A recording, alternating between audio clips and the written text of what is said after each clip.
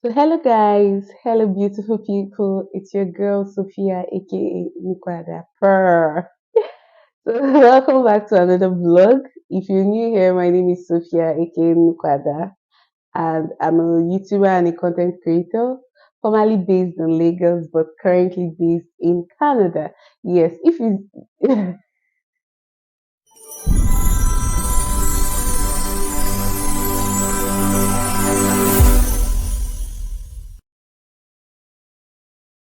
so hello guys, hello beautiful people. Welcome back to another vlog. If this is your first time coming stopping by at my channel, my name is Sophia, aka NnukwuAda. I'm a content creator based in Canada. I just relocated with my family. And please ensure to like, share, and subscribe. And if you're a returning subscriber, you know what's up now. You're the real MVP. Thank you for always stopping by. So on today's vlog, I would be talking about my point of entry questions. Um, we all know what is point of entry questions now. Like if you're applying for a visa and you're coming into Canada, of course, at your point of entry or your port of entry, you'll be asked some questions by the immigration officers and all that. So I just want to share my own personal one because I've been getting questions from my friends, close family, and just people basically asking me, oh, what did they ask you? I heard that they'll ask you this, or I heard that they'll ask you that, and all that. So I just want to share my own because I know there might be someone out there that would like to know my own experience. But disclaimer, mm, my own and your own might not be the same because that same day self, in short, the officer, even if it's the same officer that will be asking us questions, the question that the officer will ask me and you might not be the same. It just depends on their mood and I don't know, just that. So I will be sharing my own personal one, like I said, though. I don't know. Your own might be different, your own might be the same. So at your point of entry, once you enter Canada, sorry, I'll be looking down because I wrote it down on a piece of paper so that I don't forget or talk out of point. So, at your point of entry, once you land into Canada, you'll be directed to immigrations. Then, when you get to immigrations, of course, you meet like two ladies. I'm explaining my own, what happened that day.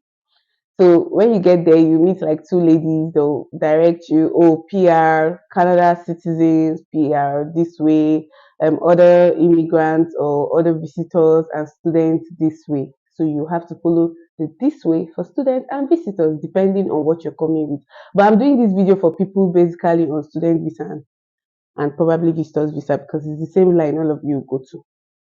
So you have to queue up. There will be a very long line. It's where you see like a system. You'll be asked to input some informations on the system. It's like a declaration kind of stuff. You're meant to declare stuff on the system. So you use your passport, you scan your passport on it, then it will bring out like a couple of places you have to fill stuff. It will ask you what you brought into Canada. It will ask you if you're on drugs. It will ask you what you came for. It will ask you so many questions. I can't really remember the exact questions, but I would just recall that I could remember only two. I think it was the part they will ask you what you came in for. If you came for school, they'll ask you your when you're leaving. I think yes, what you came in for when you're leaving. It will ask you if you take drugs, and the questions are just much.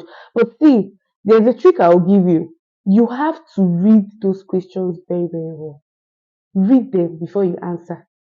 There's no going back on that thing. Anything you answer can be used against you because, of course, it's Canada now and everything is computerized and everything. So read those questions very, very well. If you don't understand, ask anybody close to you. You can ask your fellow Nigerian, you can ask one of those officers there, though the officers might provide minimal effort. They might not ask you minimal assistance, sorry. They might not answer it for you directly because they are not obliged or obligated to answer. And they are not even supposed to answer constitutionally. I think they are not supposed to answer because it's your declaration. You're the one that is meant to declare. They didn't come in with you, so you're meant to answer by yourself. But then they will give you a hint. A hint. You have an idea. Then you can also ask someone close to you too. Then you now use your brain to analyze, put and take out and do everything. Then you'll be able to fill it.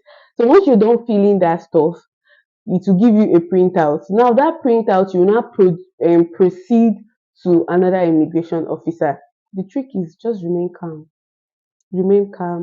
answer all the questions honestly, and smile a lot. Just smile. Don't even act tense. I understand you're stressed because of the 19 hours, 18 hours journey and all that, but guy, this point will make you or break you. This is where you get your study permit. This is where you get your whatever document you need, especially your study permit. If those people refuse to give you, you're on the next plane back to Nigeria. Then you've gotten a visa or you've gotten approved and you've gotten a letter of introduction and all that, and your visa has been approved, and you do that is not warranty. It's even written there. If you read it, they'll tell you. It is the officer that will tell you, oh, take go and collect it or this or that or that. So at this point, you need to compose.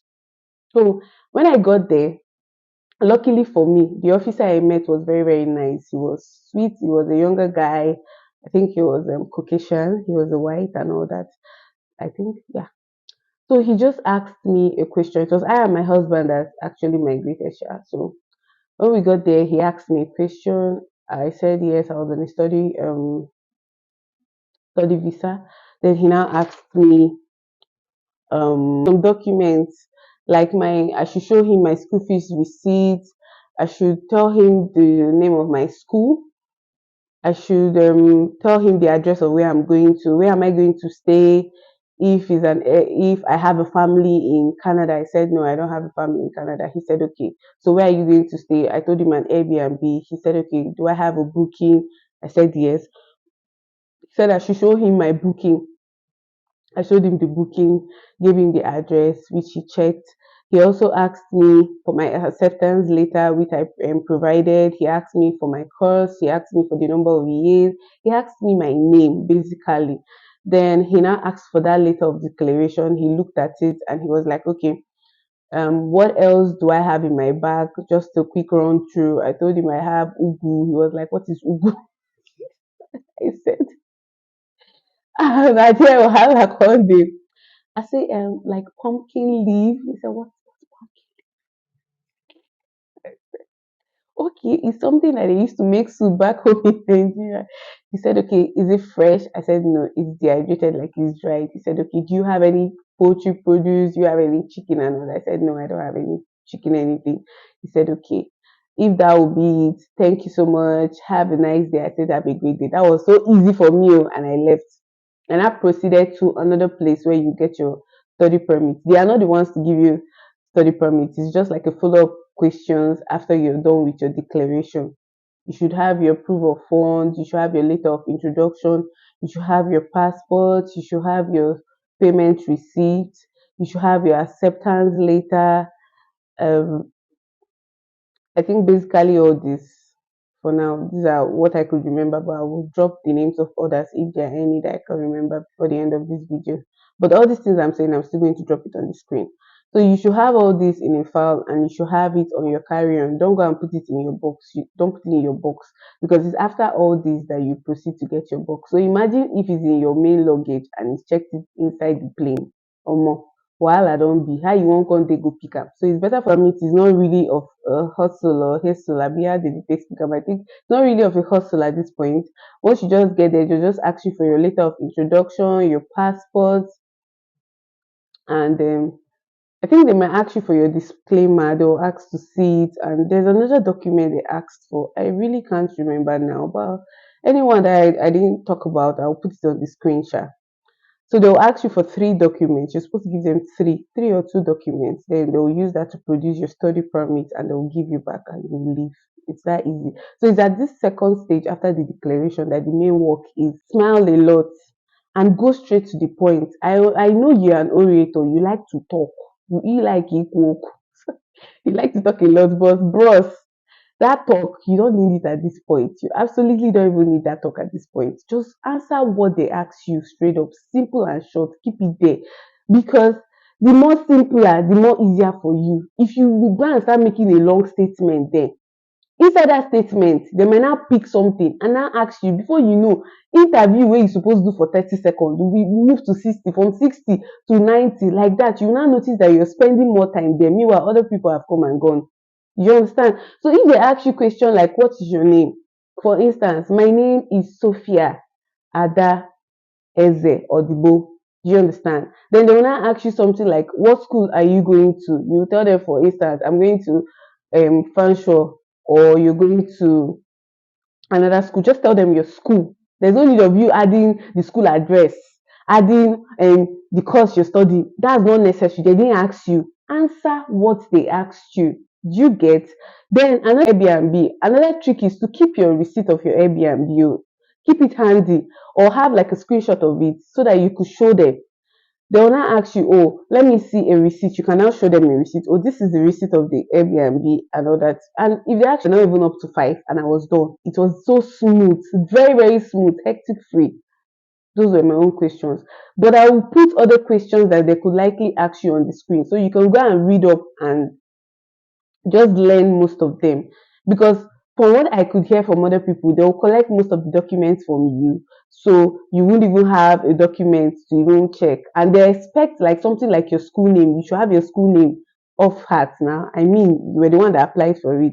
And of course, if you're using an agent, all the documents your agent is submitting, I'm sure to have a copy of what your agent is submitting. No one say because you use an agent, your agent no go follow you go airport, your agent no go follow you answer question. So you need to know all those things of her. Then you proceed, you get your study permit, then you can now proceed to go and pick your bags. I just finished, went to pick my bag, and I was done in no time. There was no sort of searching, nobody followed me anywhere, nobody came to ask me, oh, did you bring apple? Did you bring this? Did you bring that? Nobody. But some people will say they asked them. Then I got an information from my friend, a distant friend of mine that came into Canada too. She said the day she came in, there was this guy in front of her, and they asked the guy, what's the name of your school? And he was showing them his phone, like, see, see, that's my school. So I was like, don't you know the name of your school? He said, eh, I know. He now said, then why are you showing me? Then I said, okay, how did you get to know the school? So then I was just browsing on the internet and I saw the school and I now applied. Ha! The officer now said, why did you decide to come to Canada? And he said, I heard Canada is a good place. So I said, let me come. I just feel say this guy na village people. He must be joking. Then he proceeded to ask him, let me try and remember. He proceeded to ask him, what would you be doing after school? He said, I will apply for a longer stay. I will apply for a longer stay to stay more in Canada. Bro, that's not what you're supposed to say. I don't understand. So the officer now asked him, like, stand at the side. He now made a phone call, called somebody and asked the person, oh, there's this guy here. I feel that you guys should come and take him in for questioning, ask him some questions and all. And that was how they carried that guy. Prepared. Just be prepared. Because they didn't ask me for proof of funds, doesn't mean you will not have your proof of funds printout. You will not have the receipts.